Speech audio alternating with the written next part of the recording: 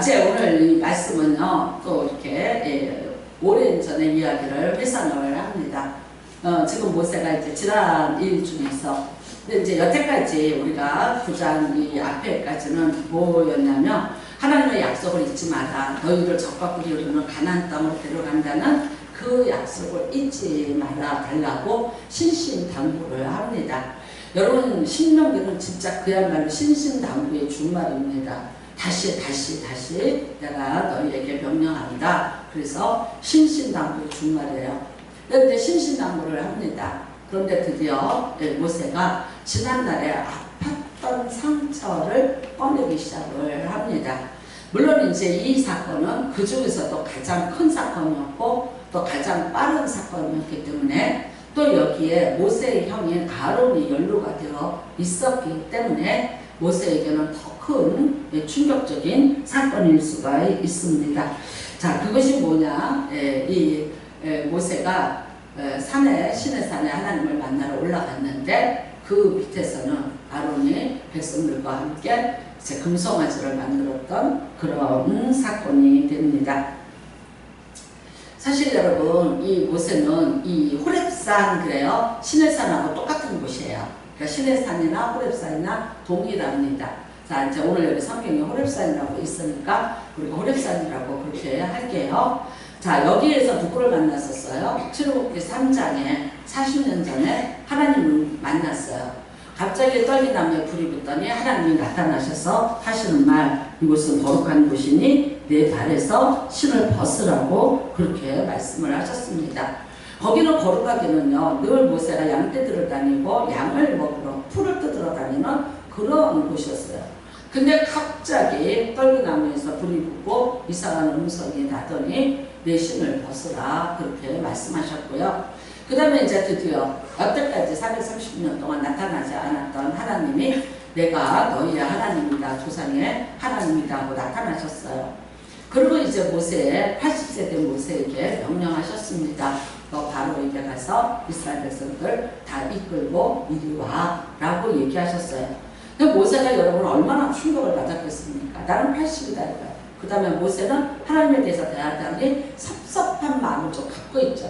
자기가 그렇게 있을 때 하나님 나타나지 않았어요. 왜 모세입니까? 죽이려고 부모가 나이 가운데 던질 수밖에 없었던 그런 비참함, 그 다음에 자기 동족들의 노예로서의 학대받는 그런 모습, 그래서 그거 편을 들어주다가 또 사람을 죽였고 그 다음에 이제 이 광야로 숨어 들어서 40년이라는 세월을 지냈습니다. 왜 하나님을 안 찾아봤겠습니까? 왜 보고 싶지 않았겠습니까? 얼마나 나타나시기를 강구했겠습니까? 그런데 그 하나님은 끊임없는 침묵이었습니다.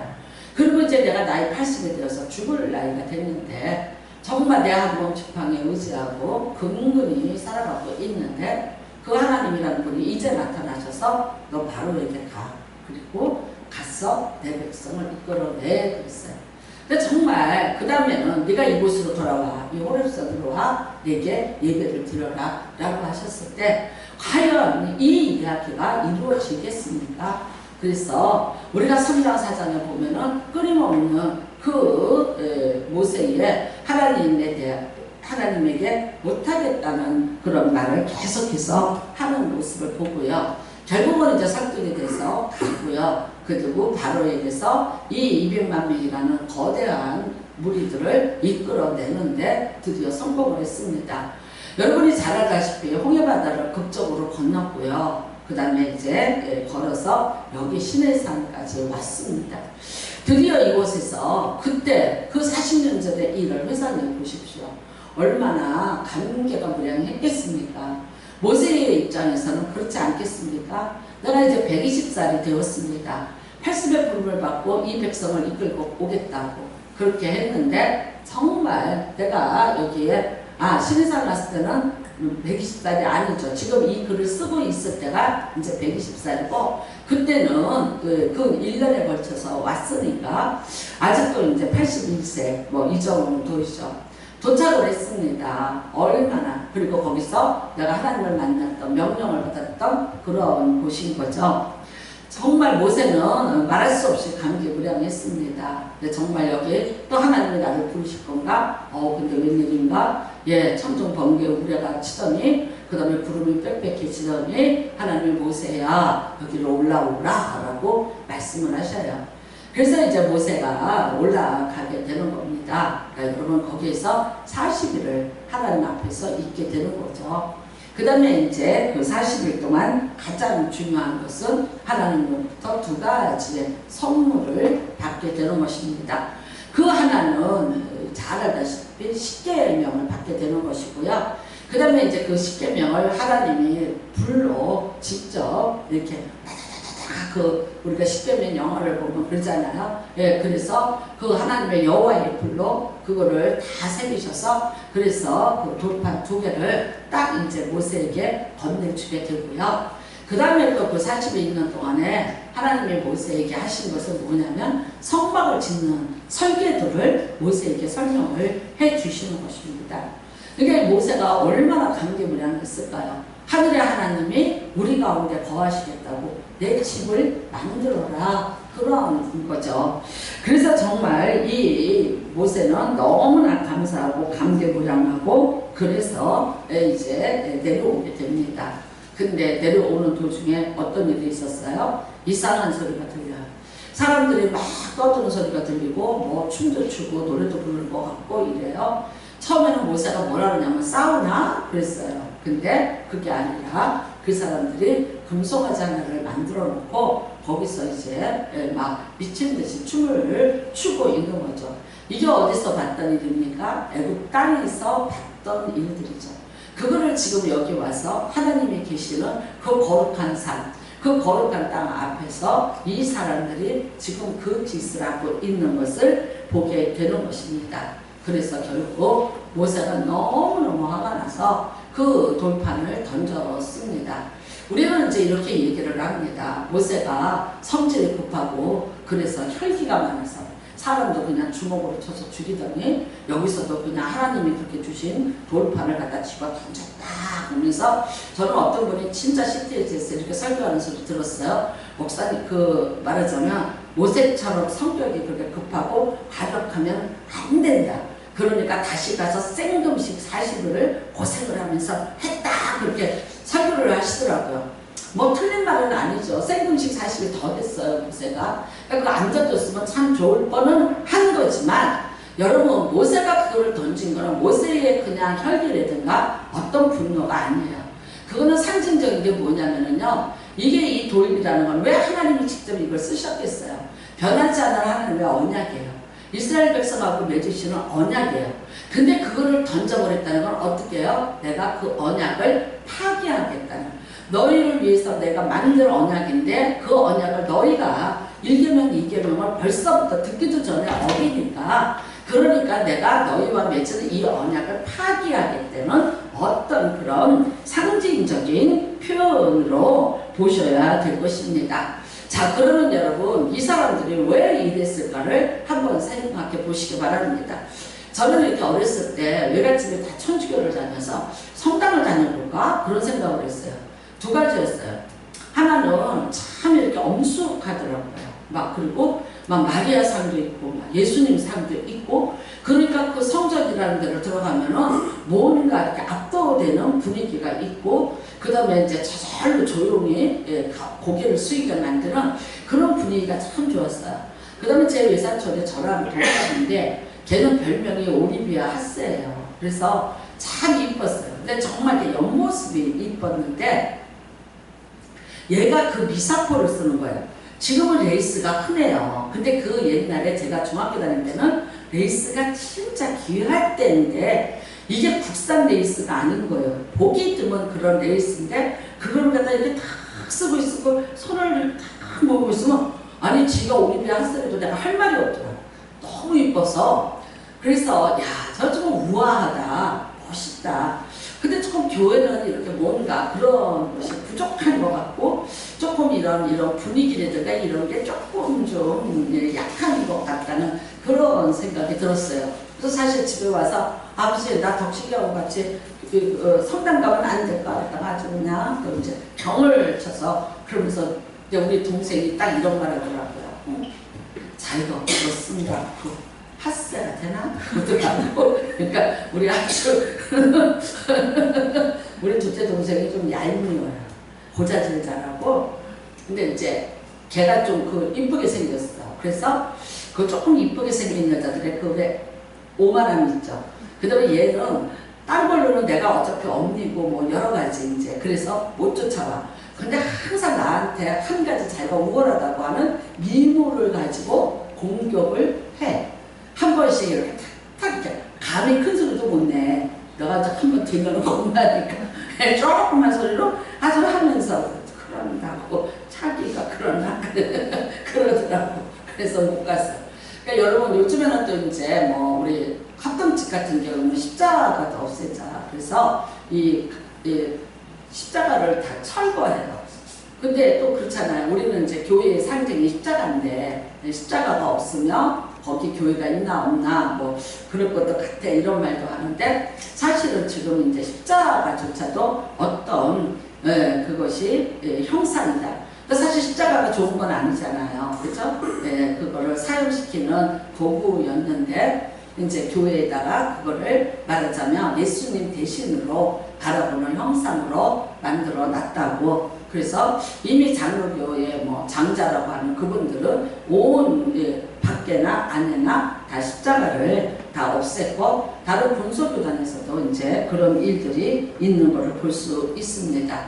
갔더니 이렇게 건물을 져놨어요. 조영기 목사님 그 말씀하시더라고요. 똑같은 건물을 졌는데 거기에다 부처를 갖다 놓으면은 거기는 이제 절이 되는 거고 십자가를 걸면은 교회에다. 그러니까 여러분 여기가 예를 들어서 십자가를 딱 뗀다면 글쎄 이거를 어떻게 보면 무슨 강의실을 쓸 수 있고 또 뭐 여러 가지 그쵸? 십자가가 있기 때문에 아 그래 여기가 교회야 라는 그런 우리가 생각을 하고 있습니다. 지금 이 사람들은요. 이 사람들은 어떤 사람입니까? 일단은 애굽의 상황 잘 얘기만 들었죠. 그쵸? 왜냐면 광야에서 태어난 사람들이니까. 그런데 이 사람들은 누구만 보고 여기까지 왔느냐? 모세만 보고 온 거예요. 그러니까 모세를 통해서 한 거예요. 중개자죠. 모세가 명령하면 따랐고요. 또 모세가 하나님의 말씀을 내가 들었는데 이래 그러면은 그대로 또 따랐고요. 그 다음에 또 모세가 우리를 대신해서 하나님 앞에 중재하면서 기도를 하며 또 여러 가지 위험에서도 이제 살아나고 등등 이런 일들을 봤어요. 그 다음에는요 모세의 위험이죠. 그 모세를 통해서 하나님이 일을 하시는데 홍해바다 가는 사건이라든가 뭐 여러 가지 모세가 말하는 것이 그대로 다 이루어지는 것들을 이 사람 그런 다음에 반석을 치니까 물이 나오고 그 다음에 뭐 하늘에서 메추라기도 모세가 불러오는 걸 봤고 그러니까 정말 모세라는 사람은 이 사람들에게는 살아있는 신인 그런 존재였고 하나님을 대신하는 존재였죠. 사실은 이 사람들에게는요 모세가 있으므로 굳이 하나님을 내가 찾지 않아도 된다는 개념을 갖고 있는 거죠. 그렇죠? 모세만 찾으면 다 해결이 되잖아요. 감히 그러고 내가 어떻게 하나님을 그런 생각을 가지고 있었고요. 그렇기 때문에 이제 모세가 거의 보이는 하나님으로서 이들에게 절대적인 그런 힘으로 거기에 군림하고 있었습니다. 그랬는데 이 모세가 갑자기 사라집니다. 갑자기 뭐 구름이 하고 천둥이 치고 번개가 치고 막 우레소리가 막 나는 곳으로 노인네가 들어가 버리더니 안 나타나는 거예요. 그 다음에는 소식 두절. 근데 이게 며칠을 갔냐? 40일을 갔다고요. 40일. 그러니까 여러분 여기 있는 사람들에게는 이것이 굉장한 불안과 공포죠. 왜냐하면 이 모세가 없어도 모든 것이 살도록 완벽하게 구비가 되어 있는 곳이라면 그렇게까지는 공포가 아닐 수 있는데 모세가 없다면 당장 물은 어떻게? 우리가 먹을 양식은 어떻게? 뭐 등등 당장 하나님 앞에 우리가 어떻게 해야 돼? 그런 거예요. 그러니까 여러분 이걸 하나님을 대신하던 자가 없어지니까 이 사람들에게는 하나님 자신이 없어진 것과 똑같은 위기를 느낀 거죠. 그래서 결국은 이제 이 사람들이 우리 불안하다, 우리 두렵다. 그러니까 우리 어떡하냐? 우리가 이렇게 사람이기 때문에 사라졌는데 아마도 그 나이에 그렇게 천둥번개 치고 우리 치는 산속으로 들어가서 못 오는 거 보니까 죽었을 수도 있다라는 생각을 하는 거죠. 그 다음에는 여러분 감히 누구도 거기에 그 시신에도 찾고 모세가 어떤 게 있는가를 알아보기 위해서 가고자 하는 사람이 없었어요. 왜 그러냐면 이미 하나님께서 이 선을 넘어오지 마. 이 선을 넘어오는 자는 나랑 부딪힐까 하노라. 결국 어떻게 된다는 거예요? 죽을까 하노라. 그러니까 누가 목숨을 걸고 죽음을 불사하고 모세를 찾고자 길을 떠나겠습니까? 그러니까 결국 이제 모세에 대해서 서서히 시간이 지나가면서 포기가 된 거예요. 그 다음에 이들이 어떻게 했냐? 그렇다면 우리가 보이는 신을 하나 만들자 그랬어요.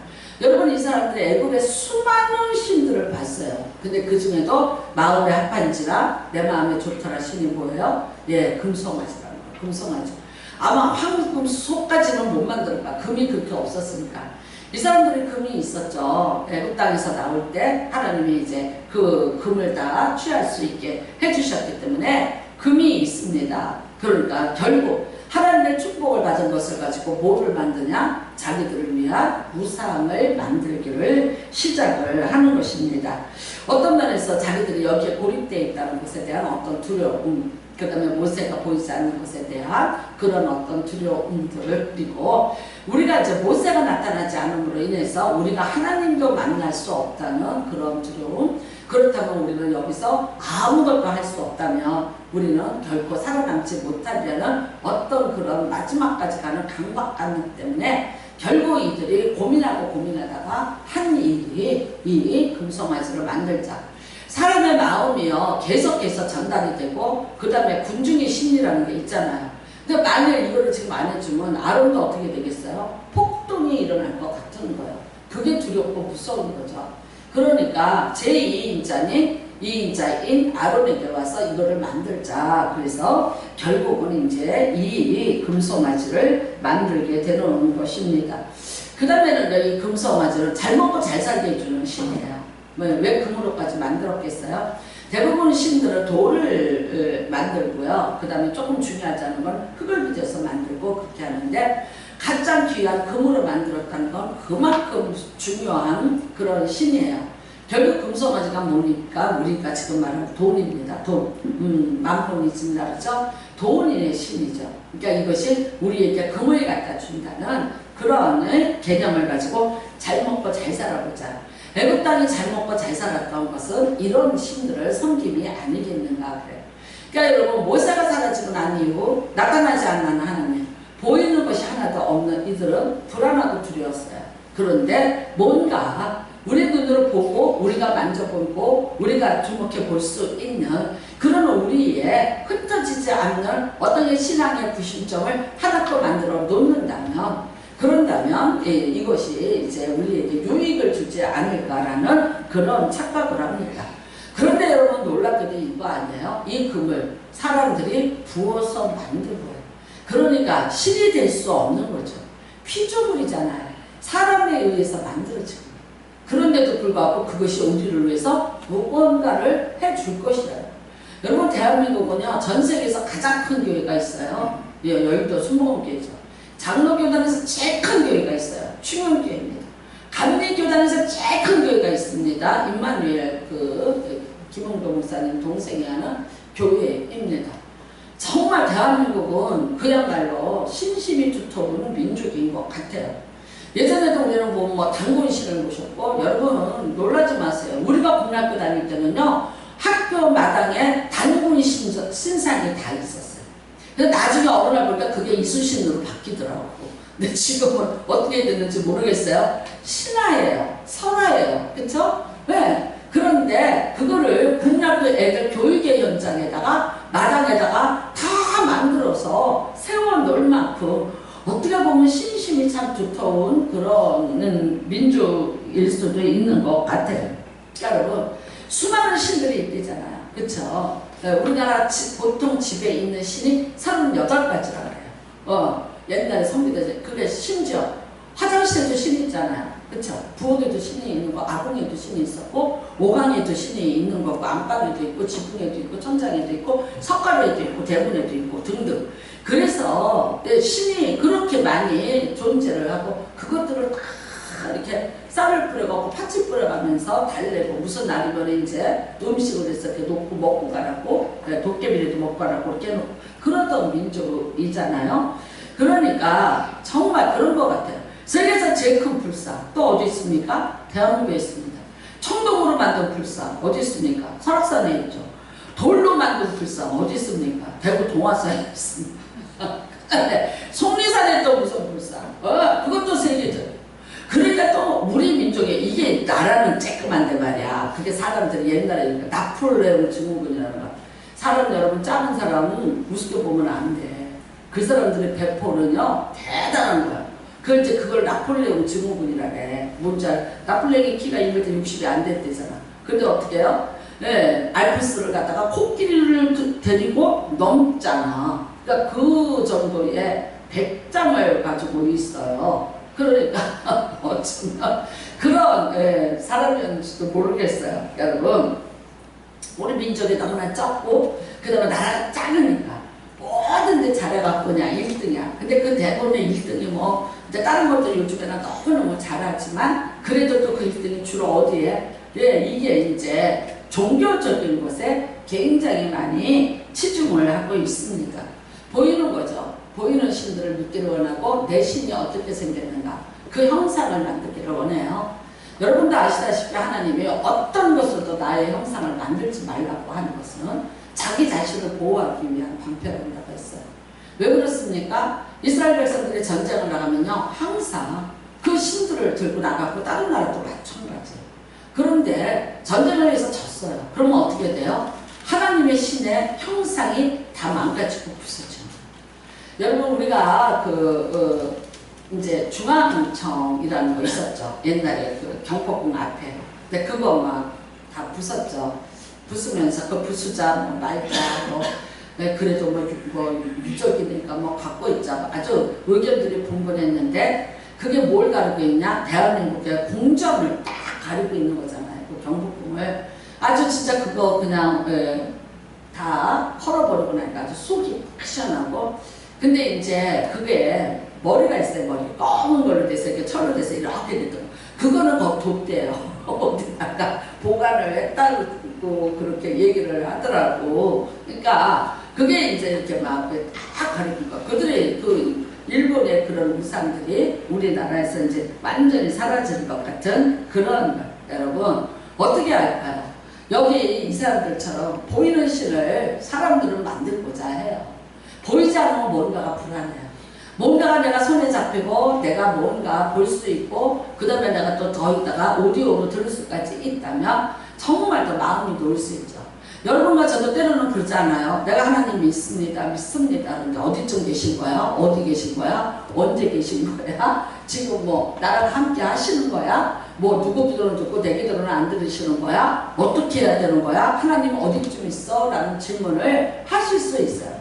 저도 여러분 어떤 것을 놓고 계속해서 끊임없이 기도하는데 그 기도가 빨리빨리 좀 진행이 안 되고 응답이 늦을 때는 아니 하나님 왜 내 기도 안 들으시고 좀 어디쯤 계신 거예요? 라고 그렇게 질문하고 싶을 때가 있습니다. 그 다음에 너무나 이제 많은 시간들이 지체되면 그럴 수 있고 그 다음에 이제 반드시 내가 응답을 받고 내가 이제 이렇게 하나님이 좀 나타나시면 근데 내 삶은 고단하고 힘든데 점점 더 이게 힘들고 고단하지 뭔가가 해결되는 하나님이 계시다는 어떤 표적이나 어떤 역사가 내 삶에 자주 나타나지 않을 때 우리도 진짜 때로는 보이지 않는 그 하나님 때문에 볼 수도 없는 하나님 때문에 가슴이 답답하고 불평을 할 때도 있었습니다. 여러분 오늘 이 시간에 우리가 알아야 될 거는요. 하나님은 항상 우리와 함께 하시는 거예요.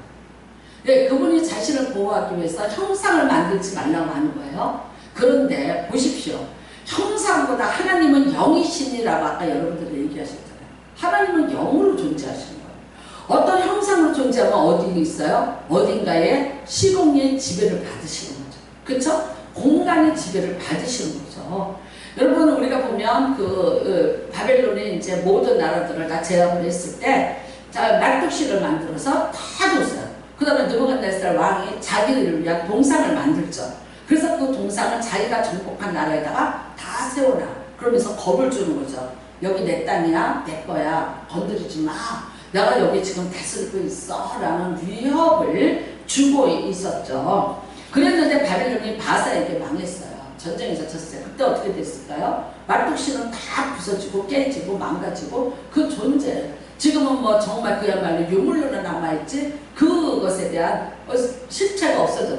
바벨론이 망하면서 어떻게 돼요? 왜? 그 신, 말뚝신도 이 세상에서 사라지게 된 거죠. 그러니까 우리 하나님은요, 영이세요. 영. 영이라는 존재는요, 어느 곳이나 시공을 초월해서 있을 수 있는 거예요. 누군가 말했어요. 너가 하나님을 봤어? 어떻게 하나님을 믿어? 그러니까 네가 바람을 봤어? 네가 공기를 봐? 근데 공기가 있어 없어? 공기 있잖아. 우리 하나님은 그런 분이야. 이렇게 설명하라고. 제가 국민학교 때 전도사님한테 배운 내용이에요. 아마 지금도 이제 그렇게밖에 설명을 못할 거예요. 맞아요, 여러분. 하나님은 영이시기 때문에 어디서나 계신 거예요. 오늘 하나님은 여러분, 사람들은 보이는 하나님을 찾고 하나님을 대신하던 모세가 보이지 않는다고 금송아지를 만들고 있었지만, 하나님은 지금 모세에게 자기가 이스라엘 백성과 함께 거할 성막에 대한 설계도를 다 가르쳐주고 있는 바로 그 시간이었어요. 하나님은 항상 우리와 함께 하시기를 원하시는 하나님이세요. 나는 하나님의 말씀에, 여러분에게 가끔 제가 기도할 때도 말씀을 드리지만, 너를 낳은 부모가 너를 잊을지라도 나는 너를 잊은 적이 없다. 그 다음에 뭐라 그랬어요? 나는 내 이름을 내 손바닥 위에 새겨놨다고 해요. 하나님의 친밀함이에요. 여러분, 하나님이 우리와 얼마큼 친밀하게, 얼마큼 가까이 계시기를 원하시는지. 여러분이 만일 하나님과 여러분의 거리가 얼마만큼이라고 생각하세요? 늘 느끼세요? 보이세요? 들리세요? 저는 이렇게 생각합니다. 내 신앙의 온도는요, 결국 하나님과의 거리감에서부터 그걸로 측량할 수 있다라고 생각을 해요. 그러니까 우리가 하나님에 대한 어떤 사랑과 열정의 온도, 근데 내가 사랑하고 내가 열정을 갖는 것이 아니라 하나님이 그 열정과 사랑으로 나와 함께 하시다는 것을 나는 느끼면 되는 거예요. 나는 그걸 인정하면 되는 거예요. 나는 그걸 만나면 되는 거예요. 나의 믿음이라는 건 결국 뭐냐면요, 그 하나님이 지금 나와 함께 계시다, 여기 가까이 계시다, 여기 계시다라고 믿는 거예요. 내 삶 속에 어떤 상황 속에서도 하나님이 나랑 함께 하시다고 믿는 거예요. 여러분, 요셉이 뭐라고 말합니까? 보디발 아내에게 하나님 앞에서 내가 어떻게 범죄하리요? 근데 거기가 어디였어요? 이스라엘 백성들에게 하나님은 속지신이에요. 그래서 야곱의 장막에 있던 하나님이세요. 그런데 요셉은 놀랍게도 그거를 뛰어넘는 영적인 하나님을 이미 믿고 있었어요. 그래서 내가 비록 야곱의 장막이 아닌 이방의 나라인 애굽 땅에 종으로 잡혀왔지만, 그런데 하나님은 어디 계시냐? 지금 내 눈앞에 계시다. 여러분, 하나님이 어디 계셔요? 여기 계세요. 저는 아버지가 돌아가신 지가 32년이 됐어요. 그런데 항상 지금도 살아있어요. 내 마음에 여기 살아있어요. 제가 이제 가끔 그래서 새벽기도 같은 때도, 근데 왜 그러냐면요, 아까 샘물과 같은 보혈을 찬양 불러요. 그러면 이거 아버지가 눈 뜨고 부르시던 찬양, 아버지가 돈만 들고 새벽기도 갔다 오시면 이 찬양을 부르면서 우리를 다 깨우셨어요. 샘물과 같은 보혈은 임마누엘 피로다. 이 찬양을 부르면서 정하게 되겠네, 정하게 되겠네. 이 찬양을 들으면서 눈을 뜨고 아침이구나, 아버지가 갔다 오셨구나 라고 했어요. 그런데 이 찬양을 부르면 어떻게 돼요? 지금도 이 가슴에서 꿈틀꿈틀 그분이 살아있어요. 안 돌아가셨어요. 여러분, 죽었어요. 죽었는데 이미 땅속에서 백골이 진토가 되고 그랬겠죠. 함에도 불구하고 어디 계세요? 여기 계세요. 그 다음에 여기 계세요. 내가 뭐를 잘못하려면요, 아니 아버지가 보시지, 이렇게 돼요. 옛날에는 아버지 많이 속였어요. 왜? 속일 수 있어요. 육신의 아버지니까. 근데 지금은 영이에요. 영적인 존재가 됐기 때문에 내가 속일 수 없다는 존재가 됐다는 거예요. 그래서 살아있을 때보다 더 큰 영향력을 미치게 돼요. 그 다음에 저는 진짜 제가 너무 힘들어서 이렇게 있을 때 일어나라, 진짜 아버지가 음성으로 일어나라, 일어나라, 그렇게 음성을 들은 적이 있어요. 그러니까 꿈인지 뭔지 모르겠지만 그렇게 나를 깨워주셨다는 그런 마음. 그러니까 어디 있어요? 항상 여기 있어요.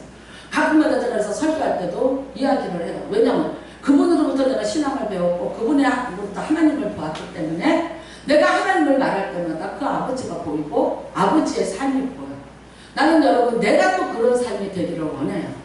누군가 내가 죽었을 때 나를 생각하고 기억하는 사람들이 나를 얘기할 때 나를 통해서 누구를 얘기해요? 하나님을 얘기했으면 참 좋겠어요. 여러분 하나님은 여러분과 가까이 계시다는 걸 믿으셔야 돼요. 내가 아파요. 환난당해요. 어려움을 당하고 있어요.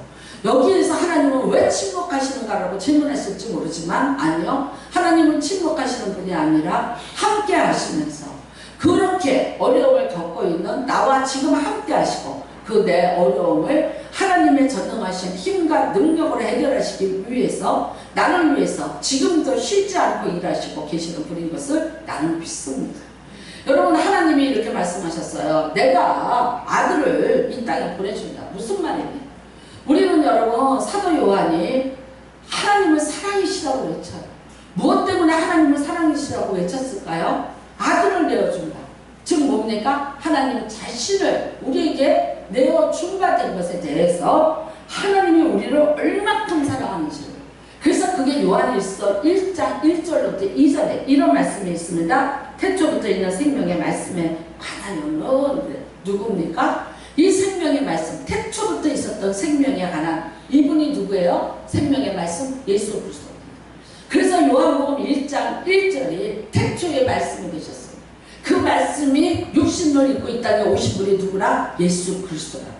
여러분 이 예수 그리스도를 똑같은 사도 요한이 이렇게 증명을 하고 있습니다. 그런데 뭐라고 말합니까? 우리가 들은 바요, 눈으로 본 바요, 자세히 보고 우리의 손으로 만진지라. 구약에서 하나님은 여러분 나타날 수가 없었어요. 그러니까 어떻게 합니까? 지성소를 만들어 놓고 거기 내가 거하겠다. 너희들은 성소까지만 봐. 그렇게 되어 있잖아요. 그런데 이제 하나님께서 어떤 것이냐? 자신을 이 땅에 사람의 몸을 입고 보내신 거예요. 그래서 어떻게 해요? 우리가 만져볼 수 있겠어요? 주목할 수 있겠어요? 그 다음에는요, 듣고 이게 다 오감을 가지고 그분을 할 수 있게 한 거예요. 그러니까는 이 사도 요한이 예수 그리스도였는데 그분이 하나님의 독생자인데 하나님 그 자신이라는 거죠. 그 다음에는요, 그분이 하나님이 말씀으로 이 땅에 임하신 것 같이 이분도 태초에 그 말씀을 가지고 이 땅에 오시는 분, 그분이 예수 그리스도예요. 여러분 생각해 보십시오. 거룩한 신이신 분이 사람의 몸을 입고 이 땅에 오셨다는 이 사실. 왜 오셨다는 거예요? 보여주려고, 만지게 해주려고, 내가 너와 함께 한다는 것을 알게 하시려고 이 성육신의 사건은 존재하는 거예요.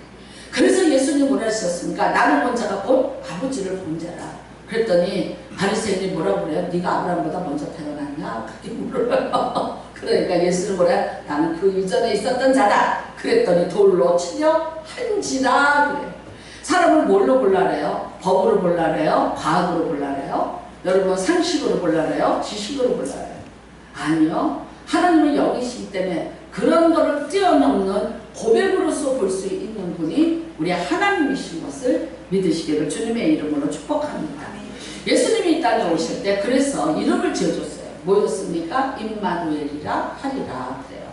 임마누엘 무슨 뜻입니까? 하나님이 함께 하신다. 그 뜻입니다. 여러분 주님이 오늘도 나와 함께 하시는 거예요. 내가 환난을 당했어요. 내가 이해할 수 없는 일을 당했어요. 어려움과 고통을 당했어요. 그럼에도 불구하고 거기에 누가 계시냐? 하나님이 계시다는 것을 믿으시기 바랍니다. 저는 요즘에 이렇게 홍수가 많이 나고 참 애매한 사람들이 억울하게도 죽고 이렇게 또 그래요. 안타깝죠. 우리는 10편 30편에 이런 말씀이 있습니다. 홍수 위에 자정하십니다. 내가 인생에 어마무시하는 건강의 홍수도 만날 수 있고 재물의 홍수도 만날 수 있어. 그런데 어떻게 해요? 하나님은 그 위에 이미 그 위에 자정하고 계시다. 여러분 내가 홍수에 떠밀려갔던 같은 위기를 만나고 내가 어떤 위기를 만났을지라도 하나님은 나와 함께 하신다는 것을 잊으시면 안 됩니다. 제가 늘 말씀드립니다. 그림이체 천문대 시계는 움직이면 안 됩니다. 그거는 그대로 있어야 세계의 시간이 딱 맞춰서 가는 거야. 똑같아요. 우리가 이렇게 되고 저렇게 되고 조금은 흔들릴 수 있어도 절대 흔들리지 말아야 되는 신앙은 뭐냐? 임마누엘 신앙입니다. 하나님이 나와 함께 하신다는 것을 믿으셔야 됩니다. 여러분, 제자들은 어땠습니까? 우리에게 보여주셔서, 우리에게 보여달라고 했어요. 보여줘야 믿겠다는 거였어요. 예수님이 보여주셨어요. 보여준 건 그들에게 빵을 먹이자는 목적이 아니라 그 오병이의 기적을 통해서 하나님을 보여주는 거였어요. 하나님이 지금 이 자리에 오병이라는 이 벳세다 광야에 하나님이 계시다는 걸 보여주시는 거예요. 여러분, 갈릴리 바다에 풍랑이 일었어요. 일부러 풍랑을 일으키고 일부러 풍랑을 잠잠케 하면서 예수님이 어떤 자기의 힘을 과시하려는 것이 아니에요. 이 풍랑 가운데도, 이 풍랑도 누가 함께하고 계시다? 하나님이 함께하고 계시다. 그 하나님의 능력이 이 자리에서도 함께하고 계시다는 걸 보여주시는 거예요. 어떤 병든 자를 살려주는데 예수님이 자기를 과시하려고 살려주고 그 사람이 불쌍해서 살려준 거? 아니요. 그 이상이 뭡니까? 하나님이 계시다는 거. 하나님의 영원한 생명이라는 걸 보여주기 위해서 하신 겁니다. 우리는 여러분 나사로를 살려내시면서 뭐라고 예수님이 말씀하셨어요? 이 둘러선 자들에게 하나님이 계시다는 것을 믿게 하려고 내가 지금 나흘된 나사로를 무덤을 열고 끌어낸다고 얘기하셨어요. 우리의 인생의 표적에 다 여러분 이런 것들은 하나님이 계시다는 것을 증명하는 사건입니다. 정확히 얘기하자고요. 그리 아니하실지라도 하나님은 나와 함께 하신다는 것을 믿으시기를 주님의 이름으로 축복합니다. 다니엘이 뭐라 합니까? 불물불에 들어갔는데 안 살려준다고 하실지라도 그리 하실지 않을지라도 나는 하나님을 믿습니다. 그리고 풀무로 들어가잖아요. 사자굴로 들어가잖아요. 그런데 어디 계셔요? 하나님이 거기 계시더라고요. 거기 계시더라고요. 하나도 상치 않게 보호해 주시는 하나님이 거기 계시더라고요. 여러분, 우리는 때로는 하나님이 이런 일 저런 일 때문에 잊어요.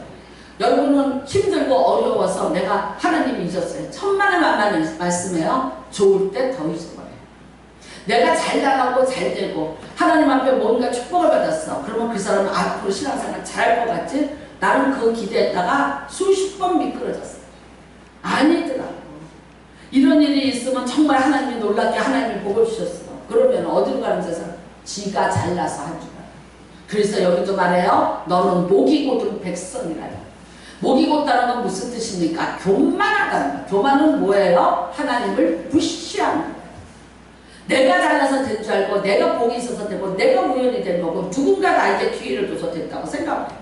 그래서 이거를 하나님이 주셨다고 하나님 앞에 영광을 돌리지 못하고 하나님 앞에 예배하지 못하는 자들이 있어요. 목이 곧은 백성이라는 거예요. 여러분, 오늘도 말합니다. 너희는 목이 곧은 백성이라고 얘기해요. 행여나 오늘 잘 분별하시는 은혜가 임하시길 바랍니다. 내가 하루에 24시간이 무엇을 위해서 뛰고 있는가 생각을 해보십시오. 나의 금송아지를 만들기 위해서 수고하고 애쓰고 노력하고 계십니까? 그것이 내 자랑이고 내 미신을 살려주고 내 자존심을 회복시켜주고 나를 나답게 살게 해주는 능력이 될 것이라고 믿으십니까? 천만의 만만의 말씀입니다. 여러분, 세상 속에서는 그럴지 몰라요. 하나님 앞에 있는 우리는 하나님의 것으로 배불러야 되고 하나님의 것으로 우리가 채워져야만 하나님 앞에서 존귀한 자가 되는 것이고, 우리는 세상에 썩을 영광이 아닌 하나님의 영광을 구하는 자들의 하나님의 영광이 나와 함께 할 때에 세상에 그 어떤 환난과 고통과 수치와 아픔일지라도 그 모든 것이 변해서 내게 영광으로 바뀌는 귀한 은혜가 임하게 되실 것을 믿으시기 바랍니다. 제가 그 전에 코로나 걸렸던 치과 의사 하시는 형부가 계세요. 정말 고등학교 1학년 때 장가를 오셨어요. 제가 그 형부를 보고 뭐라고 했냐면, 내가 꿈을 가졌어요. 나도 저런 남자랑 결혼할 거야. 저렇게 잘생기고 저렇게 멋진, 진짜 잘생기고 멋지고 모든 삶이 제가 생각할 때는 그냥 90% 이상은 저렇게 살면 돼요. 지금요 80이 넘었는데 미술을 하셔갖고 계속 또 그걸 발표까지 하세요. 그 정도. 자기 관리가 철저해. 그 다음에 전립선 암이 걸렸는데 하루에 3번을 나가서 걸어서 몸무게가 늘었고 수치가 지금 더 많이 떨어졌다. 이제 이런 분이에요. 아무튼 그랬는데 이분이 젊어서 좀 그러니까 동서도 다 목사고 자기 형도 목사고 누나도 사모고 또 목회자 집안에서 이제 있었던 그런 양쪽 집안이 그러면서 또 어떤 면에서 충영교회를 다녔어요. 그 교회가 또 엄청나게 또 문제가 많았습니다. 김창희 목사님이 이제 설립자인데 나가시면서 여러 가지 등등등 그러면서 이분이 많은 또 나름대로의 이제 회의를 가지시고 그렇게 하셨어요. 그랬는데 요즘에 이제 코로나 때문에 하나님 앞에 이제 두 손 바짝 들고 돌아왔습니다. 그 다음에 제가 그래서 이제 신방을 한번 갔어요. 놀러 간다 핑계 대고 박장로를 데리고 같이 갔어요. 가서 제가 이제 제 살아온 얘기를 해줘서 어떻게 된 거니? 넌 어떻게 살았니? 그러세요. 그래서 제가 이제 다 얘기를 했어요. 그랬더니 이분 진짜 솔직히 말해서 잘 안 믿어지나 봐. 야, 뭐 소설 같다 야. 이러는 거예요. 나는 어이가 없는 거야. 나는 사실을 얘기했는데 이분은 초이성으로 생각할 때 그런 일이 있어? 그래? 그럼 박정훈은 어떻게 된 거니? 그래서 제가 이제 뭐 얘기를 해도 이분이 그래? 왜냐면 지금 너무 멀쩡하고 뭐 이러니까 이걸 받아들여지지가 않는 거야. 그러니까 이제 현실로 볼 때 이거를 믿음으로 이제 받아들이는 거야. 그래서 제가 아무 소리 안 하고 오살리 기도원에서 집회했던 영상을 보내드렸어요. 그냥 보내드렸어요. 그랬더니 그거를 이제 다 보셨더라고요.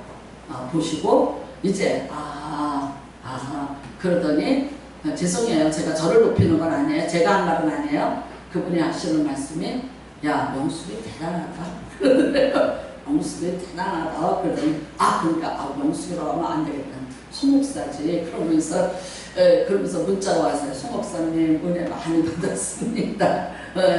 참 그 믿음이 부럽습니다. 이제 이렇게 해서 문자가 왔더라고요. 여러분 맞아요. 우리 하나님은 살아계세요.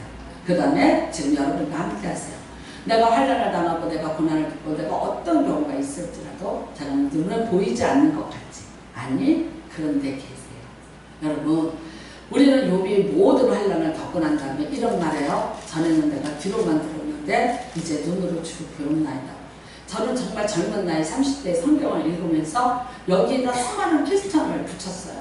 눈으로 본다는 건 뭐야? 귀로 듣는다는 건 뭐야? 어떻게 하는 거야? 라는. 그런데 감히 매번 내가 말씀드릴 것은 눈으로 하나님을 배운나이다. 여러분 그 기쁨을 뭐라고 말하겠어요? 그 은혜를 뭐라고 얘기하겠어요? 정말 그 감사를 뭐라고 말하겠어요? 누가 나에게 힘을 줘서 적금 통장이 아니 뭐가 나에게 힘을 줘서 내가 간이 배 밖으로 나오는 100%를 가지고 자신감을 가지고 사는 난 없어. 하나님이 나와 함께 하세요. 하나님이 지금도 나랑 함께 하세요. 겁날 것 없어. 지금 딱 죽어도 나는 어디 가요? 천국 가요. 이 세상이 내 집이 아니야. 이것보다 훨씬 나은 데로 나는 가요. 우리 다 같이 말했잖아요. 들어갈 때 화장장에 들어갈 때 빵꾸 두 사람 웃고 가자. 아이고 훌을 벗어. 이번에 어떤 의사 분의 사모님이 들어가셨어요.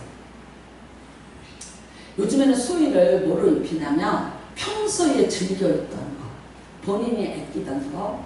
그런데 수의를 뭐로 입혔냐면요 집에서 일하는 옷을 부평에서 번호를 100명을 기다려야 되는 병원이에요. 의사가 3명이나 있는 병원이에요.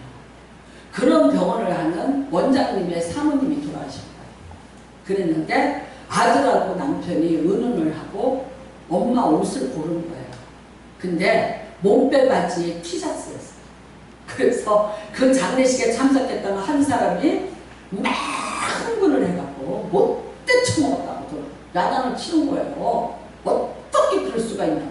근데 여러분 그거 1분이면 다 타요. 아니 뭐 한다고 몇백만 원짜리 수의를 만들어 놓고 난리들이야. 했어요? 우리를 위해서. 우리를 위해서 가장 수고할 때 엄마가 맛있는 거 만들어줄 때, 우리를 위해서 헌신할 때 입었던 그 옷이야. 그러니까 엄마 고마워하고 그 옷을 입힌 거예요. 여러분이 이게 그 사람들의 사연을 들으면 다 이해가 돼. 근데 제3자 입장에서 볼 때는요. 아니 어떻게 그 돈 다 모아 저렇게 못 빼가지고 티셔츠를 시신을 입고서 보내고 난리가 난 거야. 그래갖고 그 난리가 났었대요. 난리가. 그런데 난리친 분을 제가 만났더니 그 얘기를 흥분을 해서 하는 거예요. 다음에 이런 흥분하지 말라고 그냥 그랬는데 멋지다는 생각을 들었어요. 여러분 이 세상에 살면서 어떻게 죽어서 배우탄 걸 해피면 그게 무슨 의미가 있어요? 네, 이 세상 살면서 우리가 어떤 것 가지고 여러분이 자신감을 가지시래요? 어떤 것 때문에 주눅이 드세요? 어떤 것 때문에 우울하세요? 어떤 것 때문에 두려우세요? 어떤 것 때문에 불안하세요? 다른 건 아니에요. 다른 걸로 여러분을 평가하는 게 있다면 그거는 세상이지 하나님 앞은 아니에요. 하나님은 딱 하나 이거 평가해요. 내가 너와 함께하는 거 네가 믿니? 얼만큼의 거리를 두고 내가 너랑 같이 있다는 걸 네가 믿어주니? 하나님은 여러분 이거 오늘도 우리에게 물으실 거예요.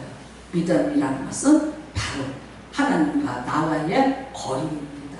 원하기는 여러분은 밀착되는 은혜가 임하시기를 주님의 이름으로 축복합니다. 보이는 거 찾아다니지 마시고 누군가를 중간에 두지 마십시오. 하나님과 직접 대면하시고 보고 들을 줄 아시고 그 다음에 만져진 바요 주목한 바요 바로 여러분이 그런 복을 받으시는 은혜가 임하시기를 주님의 이름으로 축복합니다. 오늘 이 시간에 우리가 같이 기도하시기를 바랍니다. 하나님 어디쯤 계십니까? 나와의 거리가 얼마쯤 되십니까? 라고 물으십시오. 그리고 나는 하나님 앞에 가까이 가기를 원합니다. 저는 제가 이렇게 그 지하에다가 써놨어요.